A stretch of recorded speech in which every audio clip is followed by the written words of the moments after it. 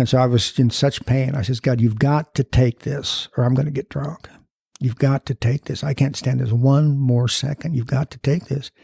And I got this knowing. I didn't hear a voice. I just got this knowing. And God let me know. He says, Tom, if I want you to have this, there's nothing you can do to screw it up.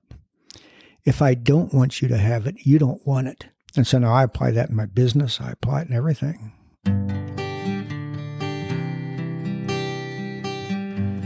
Well, hello, friends of Bill W. and other friends. You have landed on Sober Speak. My name is John M. I am an alcoholic, and we are glad you're all here, especially newcomers. Newcomers, that is, both to recovery as a whole and newcomers to this podcast. Sober Speak is a podcast about recovery centered around the 12 steps of Alcoholics Anonymous. My job here on Sober Speak is simple. My job is to provide a platform to the amazing stories of recovery all around us. Consider Sober Speak, if you will, your meeting between meetings. Please remember, we do not speak for AA or any 12-step community. We represent only ourselves. We are here to share our experience, strength, and hope with those who wish to come along for the ride. Take what you want and leave the rest at the curb for the trash man to pick up. From Studio A, deep in the heart of Texas, for episode number 241, that was the voice of Tom H. that you heard at the beginning of this episode, and you will be hearing so much more from Tom in just a moment. But first things first, this episode is being brought to you by Bob, Ellen, Adrian, and Jane. And what, may you ask, did Bob and Ellen and Adrian and Jane do to deserve such recognition? Well, they went to our website, www.soberspeak.com. They clicked on the little yellow donate tab and they made a contribution. So thank you so much, Bob and Ellen and Adrian and Jane. This here episode is coming right out to Ewan's. Much appreciated to help us keep the virtual lights on. By the way, I mentioned that website just a moment ago. Not only do we have a yellow donate button on the site, we also have, well, you can listen to the podcast through the website.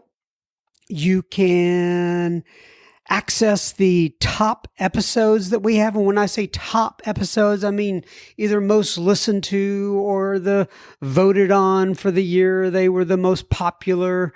We have sober resources, and under sober resources, we actually have some step worksheets. Step 1, 2. What do we have here? Let me look at this real quick. So we have everything, but, well, we've got like 1, 2, 3, 4. 5 of the steps, 5 of the 12 are missing right now, but we have step worksheets for all the other steps. And I've said this before, but there are all kinds of step worksheets, right? Now, I'm not saying these are the best or the worst. They just are as another option for you. I've seen so many of these throughout my sobriety, but we do have some there for you. We actually have a little, I love it that I have on our website. The lovely Mrs. M keeps this up, by the way. But we have a blog with all kinds of articles. It just, I don't know, I sound cooler to myself when I say that we have a blog. And we also have ways that you can contact us. You can even leave me a voicemail through the website if you are so inclined. So anyway, that's at www.soberspeak.com. Just give it a visit when you get a moment. So right now I am feeling on, okay. So a couple things. My beautiful daughter, I mentioned this a couple of weeks ago. She is still dealing with mono, and I don't think I ever had it when I was a kid. I don't remember it if I did, but nonetheless, she is down for the count. And man, I feel so sorry for that girl. She's really been struggling, and we're like a month into it now, right? This is not like 2 or 3 weeks. And anyway, God bless her. I'm hoping she gets well quick. I'm glad we can be here to support her. But the reason I'm thinking of my daughter is because that she, for my birthday, bought me some essential oils. And right before I began this particular recording here, there's like 4 or 5 flavors, for lack of a better word, or I don't know how, what do you call them? All the different types. Anyway, she got me these essential oils, and I took out the one that is called peppermint. And I've had the peppermint before. When I say had it, I've experienced peppermint before. I took it out of its little, in fact, I'm looking at it here right now. I took it out of its little package, and it's here in one of these containers, where it looks a lot like, and Gary Kay and I were talking about this once on the episode, or on one of the episodes. It looks a lot like locker room from when I was a kid. And believe me, we were not using the locker room in the same way we were using essential oils. But nonetheless, so I took the peppermint out, and I just kind of gave it a little smell. And then I put some of it on my finger, and I put it below my nose. But it's like I guess pure peppermint oil.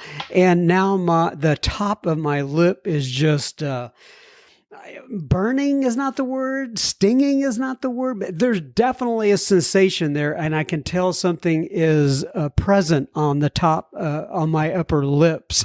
So anyway, that's what I am experiencing. And the idea behind the peppermint oil is, for me at least, to kind of get me in the mood, wake me up a little, and it has definitely done that. So what kind of mood, John M., do you have to be in to record a podcast? I don't know, but I guess this is it. Nonetheless, let's get on down to Mr. Tom H. Tom H. Today we'll be discussing step 3. Tom has been sober since December 25th of 1983. Yes, that is Christmas Day, and he is from Dallas, Texas. We take a deep dive into step 3 here with Tom H. Tom says, or we talk about, how does one actually take step 3? Something to consider.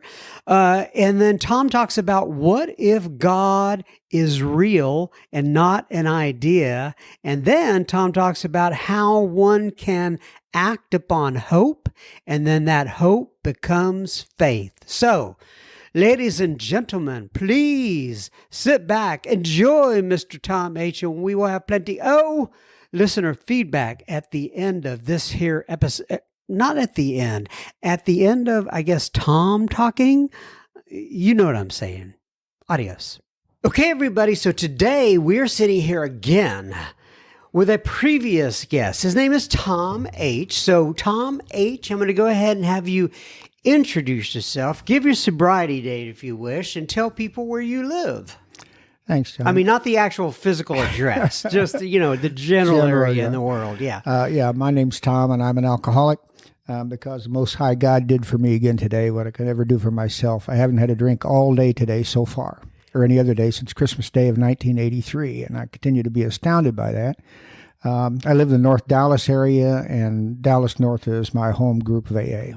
I came in there in January 3rd, 1984, been there ever since.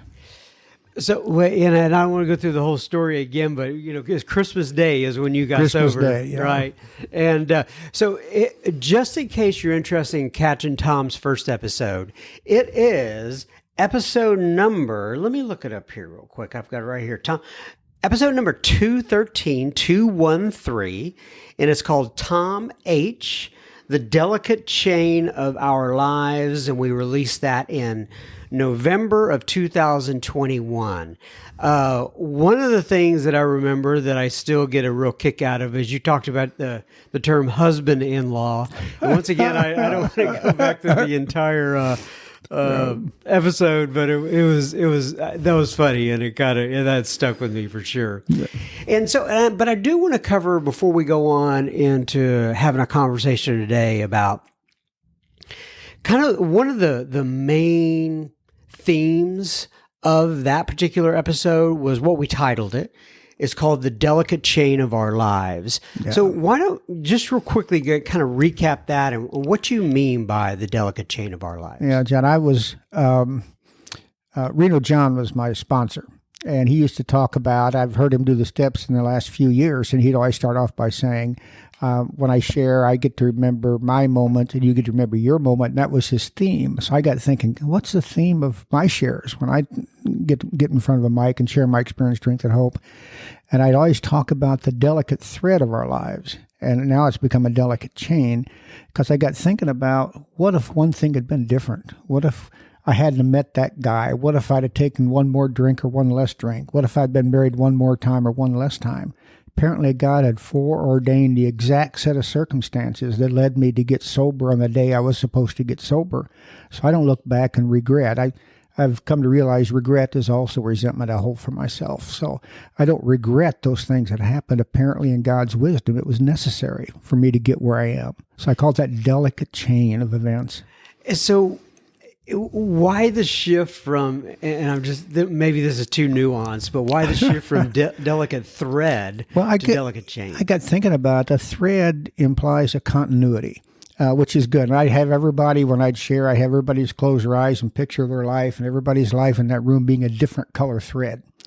And all those threads go all over the world, in and out of different institutions and marriage couples. Okay, stop for me for a second, because I want you to do that, right? Yeah. Can we do that on the podcast? Okay, so first of all, if you're driving, this is not going to apply. You rewind this and do this another time, right? But I think it would be cool, kind of, for you to walk through that. Now, maybe we won't be able to take the silence as far as we normally would in a meeting. But why don't we try that with the listeners? Yeah. If we'll just everybody, we wonder about, is this where I'm supposed to be? Is this what I'm supposed to do? If everybody would just close their eyes and envision the people you've encountered and the people you're with at this moment, and John and I right now. If all of our lives were a different color thread, and that thread just goes all over the globe, in and out of institutions and marriage chapels and courtrooms and prisons and jails and recovery centers and homes and higher education and corporate boardrooms, and all those threads come together at a moment when we're all together, all those different color threads come together at that moment. God's infinite wisdom had foreordained that moment when we would all be together. And it's not an accident. It is not an accident that we are all in the room, we're all here, we're all sober today. It's not an accident. And as I thought about that thread, suddenly realized it's not a thread at all. It's a very delicate chain. One little link in that chain could break. If it had broken or not been there, we would not be where we are this moment right now. If one thing had been different, we would not be where we are. And so I'm overwhelmed by God's providence to put me through what he went through, apparently for his reasons and his wisdom. I love it. So I kind of got into a meditative state there, and then I realized, wait a sec, you got to bring yourself back because we have a whole episode to do here. We do. But I think that's great. And so what's the reaction when you do that? Like kind of what we had here, people get very contemplative. It's kind of a mind shift, and the doctor's opinion says we have to have an entire psychic change, and that was part of the thing for me. I started thinking about my past differently. We will not regret the past nor wish to close the door on it. Apparently, it was necessary. Yeah. Wow. Okay, that's a mind blower to start us out. I love it. All right. So we talked about several things. Like I said, if you want to hear all of Tom's first episode, go back to 213. Today, we decided we were oh, by the way, the other thing that I remembered you saying is that you're what do you call it? A Irish Catholic CIA, Catholic Irish alcoholic. Catholic Irish alcoholic, but you also said something about a Catholic Democratic baseball fan as well, right? Our family, yes.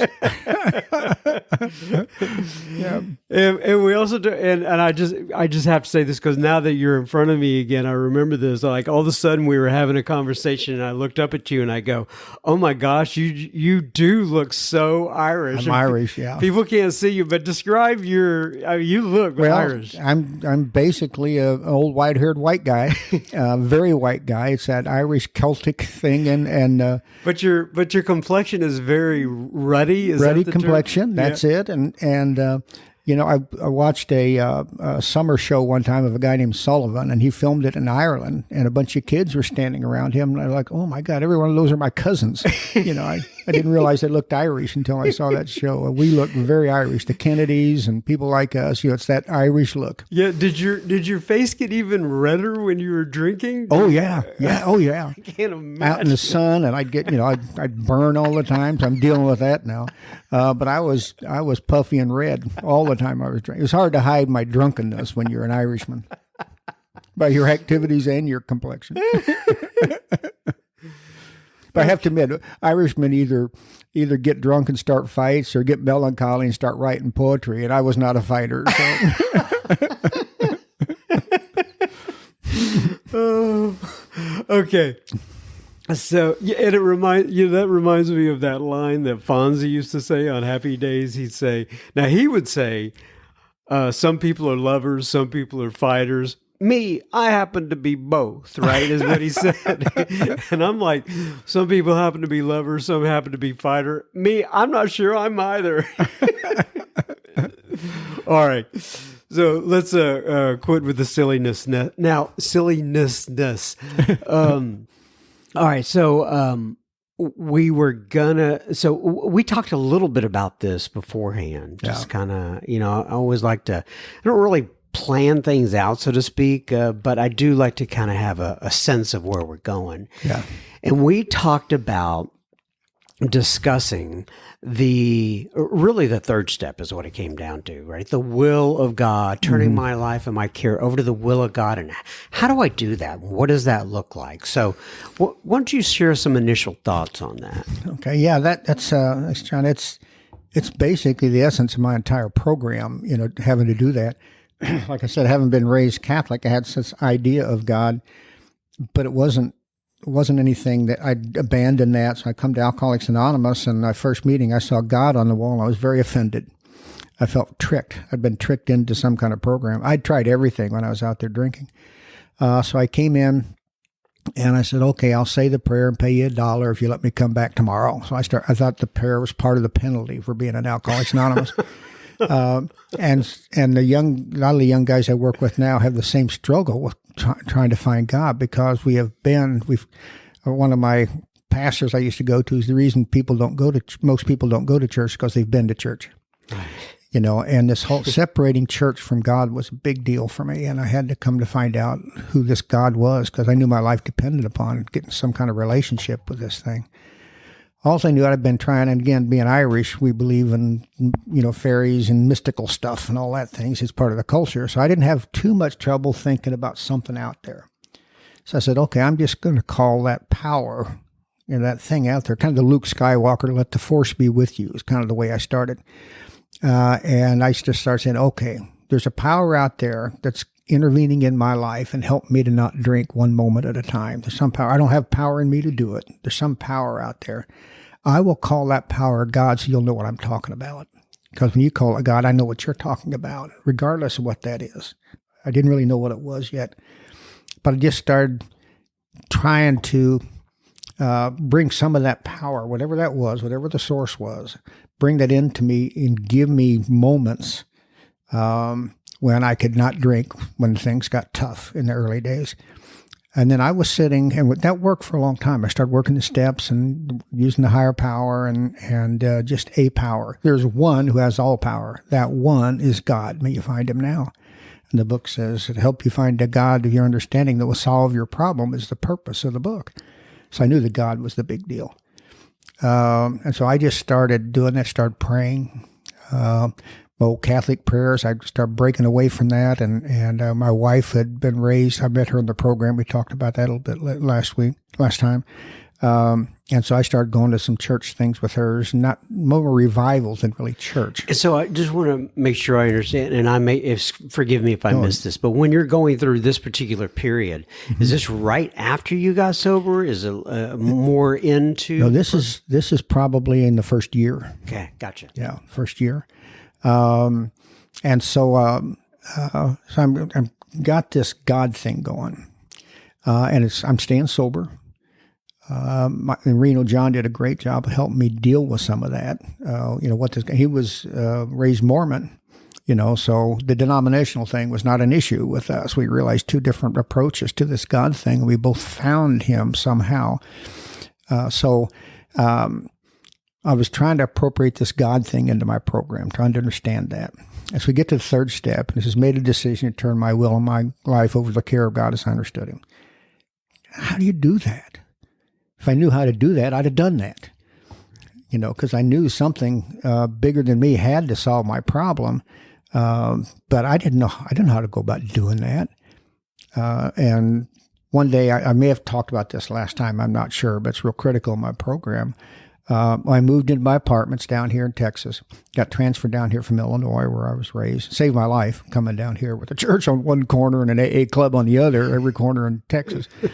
So God just plunked me in here to get me sober and keep me alive. And so I was at my apartment, and I was a real good high school athlete. I actually went to college on an athletic scholarship. So I was a good athlete. They had tennis courts. I said, well, I'm going to be a tennis player. So I went out and bought my pretty little tennis outfit, some little green shorts, and I looked good. I looked good in my tennis outfit. And I sucked. I was so bad at tennis, I even knew it. It was just terrible. I was really disappointed. And then I saw on laundry, it says tennis lessons, $10. I said, well, there's a concept. And so I got thinking about that. And I was probably a year and a half sober, maybe something like that, staying sober. And I said, if I want to learn how to play tennis, I take lessons. And I got thinking, how do I go about turning my will and my life over to the care of God? 4, 5, 6, 7, 8, 9, 10, 11, 12. 1, 2, 3, 4, 5, 6, 7, 8, 9, 10, 11, 12. Having had a spiritual awakening as the result of the steps. Try to carry this message to alcoholics and practice these principles in all our affairs. And so I don't have to turn my will and my life over to God in step 3. I just have to be willing. I just have to be seasoned to do that. Now, the adventure is going about finding out how and letting it happen. Okay, so the process is laid out already. It's already. You just do the steps. And right? you have a spiritual, and I've just recently I noticed is having had a spiritual awakening doesn't have a spiritual discovery. Have a spiritual awakening, which means it's already there. I just got to wake it up. God's already in me. It's in you too, or the people listening right now, or we wouldn't be alive. God's already there. All we have to do is just awaken to it. Right. Okay, so I want to dive into this a little further. So, and I agree, by the way, the process is there. It is laid out. My job is just to plug in. And then why do you think that people, a couple of things. Number one, why do you think that people will not plug into the process, or they're afraid of the process, or they decide the process is not for them, which is the steps? Mm-hmm. And then the other side of that is what happens when people actually start moving through the process? What do you see happen not only to yourself, but to other people? That's the whole program, isn't it? That's the whole deal. Mm-hmm. And so many people get hung up on step 3, as I did. And I think people resist that because they keep getting God mixed up with religion. And there's huge difference. I'm very involved in churches now and Bible studies and things like that, but I take the God that I was introduced to in AA into these different places, and they think I'm Moses or somebody because of all this God reality stuff that you people have taught me. Right. And they're still searching for it. Right. And they've been in these environments their whole life, and they haven't found the reality of God like we have. Why is it that way? I think it says, If you have decided you want what we have and are willing to go to any length to get it, then you're ready to take certain steps. I think a lot of times we come in here, we're not willing to go to any lengths. I think I got here and I was so desperate. I had the gift of desperation. Right. We've talked about that before, the gift of desperation. I was so desperate. I didn't come in here just to become a better person. I knew I was going to die if I did not get sober. I just knew it because I almost died out there. So I was so desperate, I was even willing to try the God thing. Right. Yeah, I get it. And there is, like you said, that gift of desperation. And I realize that, first of all, we talk about this in AA. AA is not the only answer, right, for people getting sober. And I'm not even saying it is, not at all. Yeah. However, if you decide the AA is your thing and you're going to be part of the AA program, part of insanity is being in a 12-step program for that long, however long it is. That's right. And not doing the 12 steps. Yeah. All right. And so, okay. So then let's break down then the step 3 and kind of more do a deep dive into that. It says, oh man. Made a decision. Thank you very much. Made a decision to turn. I should have it on the walls in here, just to, like in the AA rooms. Anyway. The senior moments, yeah. So, okay, so you make a decision. Yeah. What's that decision? What's the decision that I'm making in that case? Yeah, it's an interesting question. The decision is, made the decision to turn my will and my life. Basically, it's become willing.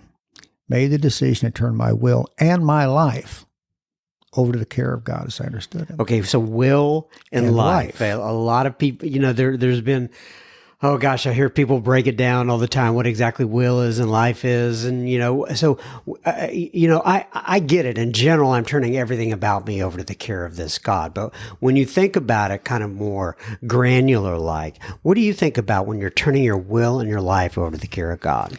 Well, first thing is my will and my life over to the care of God. Mm-hmm. It's still mine. He's just taking care of it for me. Mm. It's still my will, still my life.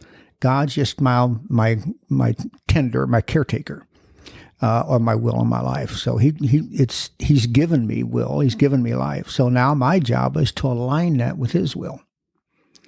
And so as I start doing the steps, you start saying, wonder what God would have me do in this situation. And so incrementally, you just start aligning this will that you've been given. I don't think you can just come in and say, I've turned my will and my life over to the care of God and sit in a chair and wait for the lightning bolt to strike you. Right. Sometimes that happens. Mm-hmm. I've seen people just get, literally have like Bill's hot flash. Right. This whole thing started with a hot flash, with an intervention of God. And I've seen that in some people. Mine was the educational variety. I think most people's are. When we go through this. So I make this decision, turn my will and my life over to the care of God. And then I start doing what you told me because it worked for you. Okay.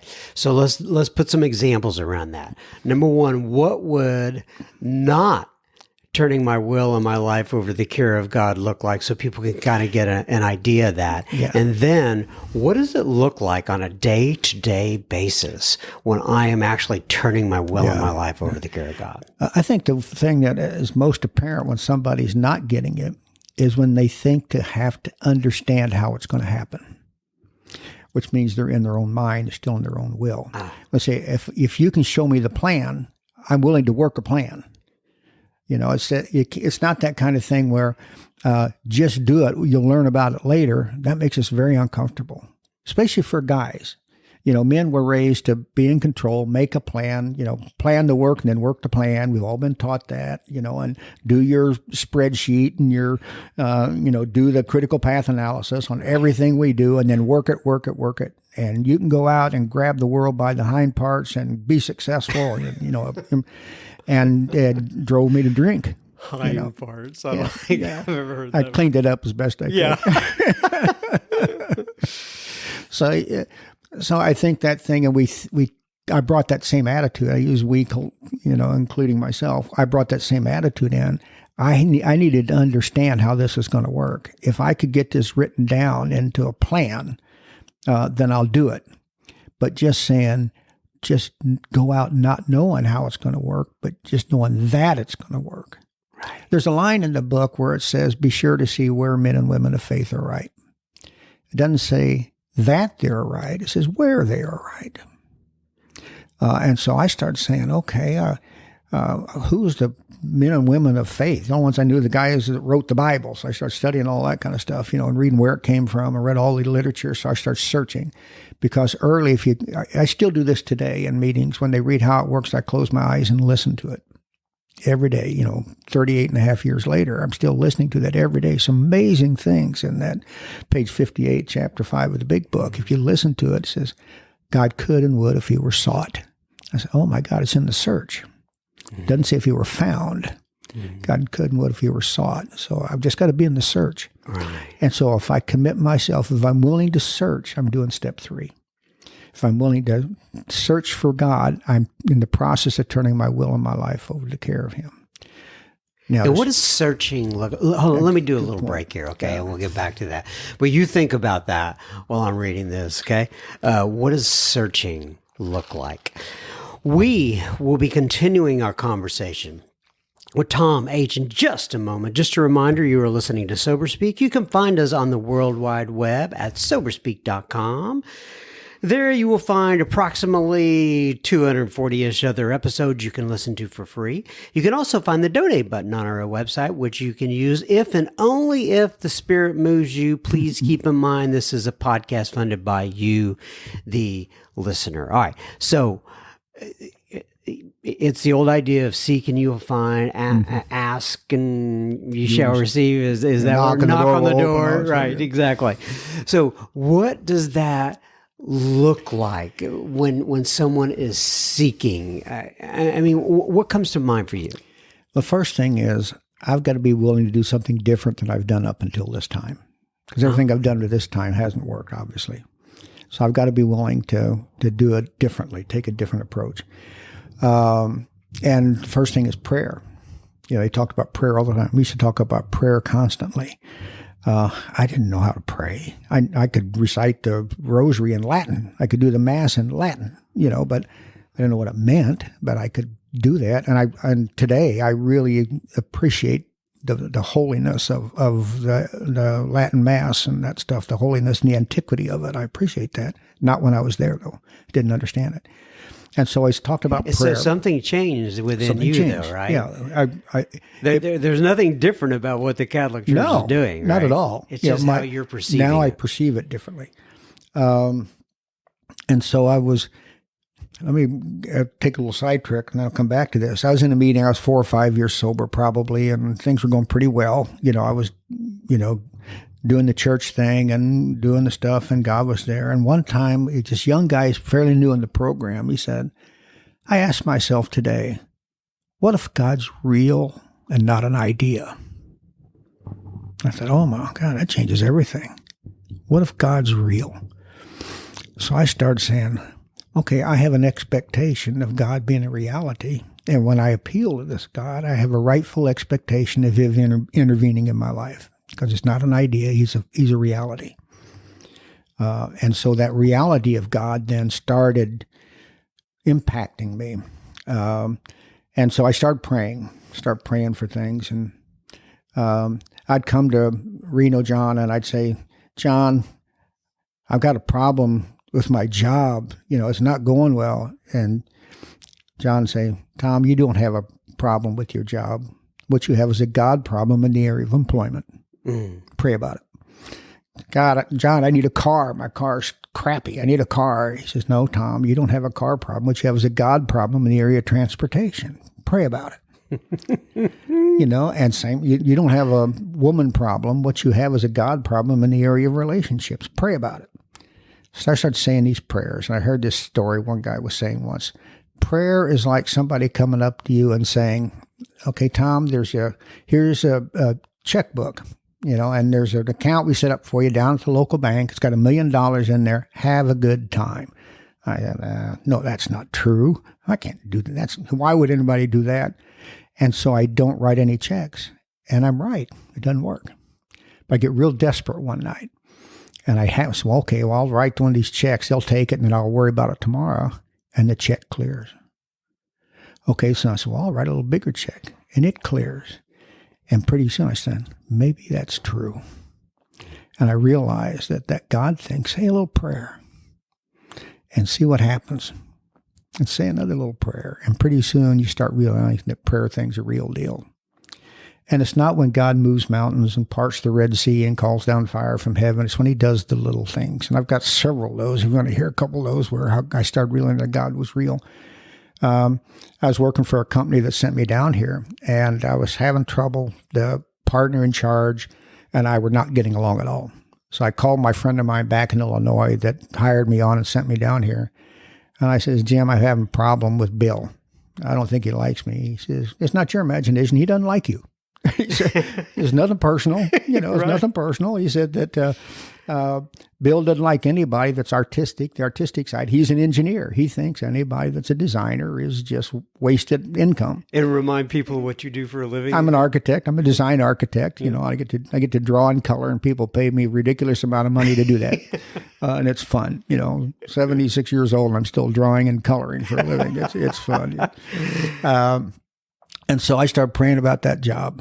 And so I went in the next day and I just said, God, that night I said, God, if you want me to have this job, then I will stay here. And if you want me to leave, you'll let me leave. So I went in the next day and I was better. I just had better attitude. I'll stay here if God wants me here, and I'll go if he wants me to go. Within 30 days, I got a call from a classmate of mine that I'd run into. He was working for a firm in downtown, uptown area now. It was downtown at that time. And they were doing these big houses. I used to drive around Dallas and see these huge houses. I said, God, I'd love to design houses like that. Wouldn't that be fun? He calls me. He knows I had some background in, sticks and bricks, and he calls me down there. And so they hire me to be head of the residential design department doing those big houses down in the Park Cities. His name was Jim Auger. The name of his company was Auger Associates. My business card said AA on it. It's another little thing God reminded me. Had an old car that was about to fall apart, so I needed a car. A guy named Wade R., he's now passed on, owned a used car lot, and I met him in the program. He was building a new little building. He knew I was an architect. He says, well, I'll trade you off some architectural services and put you in a car. I says, great. And it goes because the car I had, I was working for a company. That's another whole thing about that job thing. So I went out and was working for Wade Rop, and I'd managed to save a little money this time. My job was going well. I had a little money in the bank. Not much, a little bit. So I worked with Wade, and he said, well, go out there and pick out a car that you like. And he said, how much you want to pay? And I says, well, nothing or less, so. I went out and found this old black 1978 Oldsmobile 88. It's black on the outside, black ruler inside, just a pimp mobile. It was great. It was just absolutely great. I just love that old car. The Irish pimp. Yeah, the Irish pimp. That's right. So I'm driving this. So he puts me in that car. We come out and he makes out the paperwork. And the paperwork, he messed it up first time, so he had to redo it. It came up to $1,672. I wrote him a check for $1,672. And John's advice, I've been praying about getting a car. I needed transportation. I needed a dependable car. I had kids in Illinois. I needed to go up and see them from time to time. So I needed a decent car. And so I wrote him a check for $1,672. I had a few $1,000s in my account, the most money I'd ever had in my entire life. Went home, walked up to the mailbox, opened the mailbox. I had a tax refund check from the IRS for $1,672. Wow. I didn't even know I was expecting any. Yeah. One more time, God. This time I got you covered. Yeah. I got this. Expect a miracle. Yeah. So now I walk in the expectation of those things now. God's personal. He loves me best, just like he loves you best. Mm-hmm. And he loves everybody listening best. Right. Only God can love everybody best. We're all his favorite. Right. If God had a refrigerator, he'd have my picture on it. Exactly. Right. But each one of us have our own refrigerator. That's right. Very cool. Okay, so the other part of the third step there that we really didn't touch on, and this is the first time the phrase appears, turning my will into my life over the care of God as I understand him. Yeah. Well, I guess we have talked about that up to this point because But That's Go ahead. to the extent I understand him. I think that's Father Dowling gave that to Bill at that meeting when he says, "Bill, you've got to, you got to make this more generic, or you're losing a lot of people." And so Father Dowling gave him the concept of God. Did you understand him? And I had a little trouble with that when I came in, because I don't know about you, my mind's a very busy place. John used to tell me, "Tom, your mind's a dangerous place. Don't go in there alone." You're right. And so I got thinking about this. This is God to the extent I understand him. I don't want to understand God. If I understand God, he's smaller than my mind. And that my mind's where the problem is. So I like to think of it in terms of God to the extent I understand him. And so my understanding of God, my appreciation of God grows, still growing today, all these years later, as I continue to seek him and search for him and put expectations on him. I got, when I was doing that thing about finding people who knew God, I started studying Hebrew, so I could go back and read the Old Testament in the language and do the studies in there, because I figure I want to go base documents. I want to know if my life depends on this. I want to know that I've got the real deal going. And so I did that for a lot of years. And you take the word abide, say God abides in us and we abide in him. I said, well, that's an interesting concept. I looked up the Hebrew word for abide. I don't remember what the word was, but I remember the definition. And it says, to lie in wait with expectation. Mm-hmm. And so God resides in me, waiting with expectation. I reside in God, waiting with expectation. It's a mutual expectation. Mm-hmm. And as long as we have that mutual expectation, if my expectancy is to stay sober, it occurs. If my expectancy to prosper, it occurs. If my expectancy is to be of service, it occurs. Because he waits with the expectation. He waits on me and I wait on him. Very nice. So to kind of, I guess, put a bow on it here with the third step, what comes to mind from your experience, strength, and hope? I mean, keep in mind you're talking to people all over the place, right? Yeah. Your experience, for instance, there's going to be people there who have experienced the third step, and there's people there who are a little bit afraid of the third step and what to do with it and where to go next. But if you were to kind of summarize all that, where does your mind go on that? Interesting. It goes, I think, goes to hope. Third step gives me a lot of hope. And I think, we talk about hope a lot in Alcoholics Anonymous. And I realized one day that hope is a choice. I can choose to hope for anything I want. I can say, I hope for this job, or I hope for that, or I hope for that. But then I act upon that hope. And if the response I get to that affirms that hope, then it starts becoming faith. And so then that hope confirmed becomes faith. If I hope for something, I step out on that, and it is not confirmed, then I just go back and hope for something else. There you go. And I think today I really learned how to turn my will and my life over to the care of God. If we've got enough time for a quick story, you talked about the husband-in-law. The lady I had an affair with when I was early in AA didn't want to. Got hooked up in that, and she was still married, and it was terrible. And her husband. How long were you sober at that point? About a year and a half. Okay. And she was just about a year, and John would tell me, "Tom, you're going to get drunk. Don't do that. Don't." I said, "No, I don't want to do that, but I can't not do that." Right. And she just won the Farrah Fawcett lookalike contest, and I'm from small town Illinois, so I was hooked. And so it got to the point where she moved to Florida with her husband and her sons. I call him my husband-in-law because they moved back here. We ended up getting married, and but he and I are good friends. I met her through him, and so we share families together now and all that kind of stuff. God worked that out in a great way for all of us.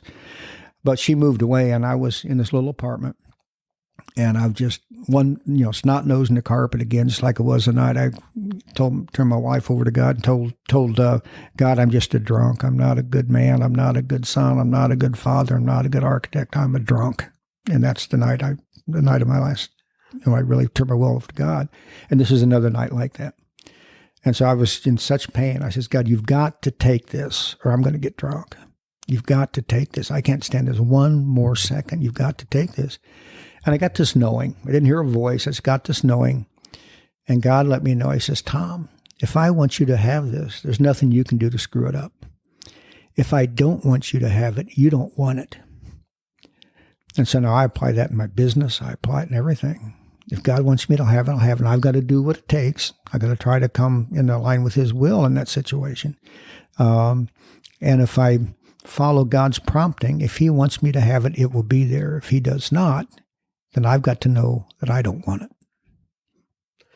I love it. That's a great way to wrap it up. And you can see me over here. I'm furiously writing things down. And you just so you know, usually when I'm writing things down, I'm thinking, okay, maybe I'll put this at the beginning of the episode. Maybe I'll put this at the beginning. And you've got all kinds of stuff. And now I've got a tough choice to make because you gave me so much to work with. So, Tom, once again, it's been fantastic having you over. Honored to be here. Thank you. I appreciate you. God bless you. I'm going to wrap it up here with page 164 of the big book of Alcoholics Anonymous. It says, abandon yourself to God as you understand God. Admit your faults to him and to your fellows. Clear away the wreckage of your past. Give freely of what you find, like Tom is, and join us. We shall be with you in the fellowship of the Spirit, and you will surely meet some of us, like me and Tom H., as you trudge the road of happy destiny. May God bless you and keep you until then. Once again, my friend, thank you so much. Thanks, John. It is always good to spend time with Mr. Tom H. Absolutely enjoyed that. Thank you, Tom. We'll have to get Mr. Tom back on the podcast again. I am just so stacked up with people that I want to get on, people asking to get on, and trying to make all that work. It's a good thing, right? There is, as oh gosh, I can't remember her name now. Oh, she said, John, in other words, if I decided to do this, Hillary was her name. Hillary C. Hillary C said once, there are enough bozos on the bus to go around. I mean, I literally, if I had time, could do this 7 days a week. We could bring in people. We could have them tell their story. We could go through step series. I could put out guest speakers on a consistent basis. I mean, we literally could do this 7 days a week. However, I do have to take time to provide finances for my family, and I'm not able to do that. But maybe when I retire, I have thought about, and I've talked about this, I've talked about it out loud, I've talked about it on the podcast. I would like to do this more like 2 or 3 times a week, but right now, at this season of my life, I just don't have time for that, but maybe someday in the future. Nonetheless, on now to a little bit of listener feedback. Mark writes in and he says, John, May 7th was my 6-month anniversary. I just found your podcast by accident. Well, what a great accident, Mr. Mark. He says, I do attend a home group, but I don't have a sponsor. I went to rehab last November. I haven't had any alcohol or cannabis since. I still struggle with craving, but not as bad as I did at first. I help set up the meetings and hand out sobriety chips. I go to work really early, so it's hard to attend multiple meetings. I look forward to the podcast and catching up on your episodes one day at a time. Mark M. Thank you, Mark, for writing in. David writes in, and David says, hello, John. Well, hello, David. He says, I live in South Florida, and I celebrated 10 years last September. I hope to have 11 one day at a time. I got sober when I was 20. Good for you, Mark. You didn't have to go through those years of hell like many people did. And he says, throughout COVID, I have been doing mostly Zoom meetings and listening to podcasts, though not enough of both, to be honest. And I think it's really great what you're doing, and I get a lot out of it. I have recently just started attending in-person meetings again. Matt M. and Bill C. have really resonated with me. I just listened to Rich B., and I got a lot from it too. I would definitely listen to Rich B. on a step series if that was something you were considering. Well, let me tell you, David, after I got your email, I had been considering it, but I reached out to Rich, and I asked him if he would come back and do some steps for us. And he agreed. It's going to be several months until we can get him on the calendar. It's a long story, but I appreciate your input. He says, I love when you have people on for the step series, and I really dig it. I really dig into them. And I also I know how you had Matt M. on recently for an additional recording on what AA looks like in his life. Thank you for doing what you do in service and in gratitude. David, well, thank you for your service and thank you for your gratitude, David. We really appreciate ya. Thanks for writing in. Carrie writes in, and Carrie says, Hi, John. I recently discovered that I have a mild case of alcoholism. Now, Carrie, I'm going to pause right there. I just know that there are thousands upon thousands upon thousands of people listening to this when we start with that. And anyway, I won't comment. Hey, listen, everyone's got their own journey, but let me just, okay, so here we go. Anyway, hi, John. I recently discovered I have a mild case of alcoholism.